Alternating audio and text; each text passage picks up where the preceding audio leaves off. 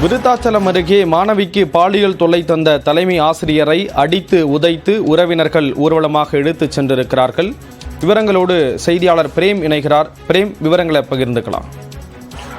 ஸ்ரீராம், கடலூர் மாவட்டம் விருத்தாச்சலம் அடுத்த எருமண்டூர் கிராமத்தில் அருகே தனியார் பள்ளி ஒன்று இயங்கி வருகிறது. இந்த தனியார் பள்ளியில் 12ஆம் வகுப்பு படிக்கக்கூடிய மாணவிக்கு தலைமை ஆசிரியர் தற்போது பாலியல் துன்புறுத்தல் செய்து அதனை புகைப்படமாக சமூக வலைதளத்தில் வெளியிட்டிருக்கிறார். இதனைத் தொடர்ந்து இதனை அறிந்த மாணவியின் பெற்றோர்கள் மற்றும் உறவினர்கள் கிராமத்தினர் அனைவருமே இன்று மாலை பள்ளியில் முற்றுகையிட்டு போராட்டத்தில் ஈடுபட்டனர். அப்போது தலைமை ஆசிரியர் இதுபோல் சமூக வலைதளத்தில் வீடியோ மற்றும் புகைப்படத்தை பரப்பியதால் அவரை அங்கிருந்து பள்ளியின் உள்ளே இருந்து தரத்தரன்னு இழுத்துச் சென்று சட்டை மற்றும் உள்ளாடையிலே தற்போது அவரை அடித்து உள்ளாடையோடு சாலையில் தற்போது இழுத்துச் சென்றிருக்கிறார்கள். இதனை அறிந்த காவல்துறையினர் உடனடியாக சம்பவத்திற்கு வந்து அவரை மீட்டு தற்போது விருத்தாச்சலம் அரசு மருத்துவமனைக்கு கொண்டு சென்றிருக்கிறார்கள்.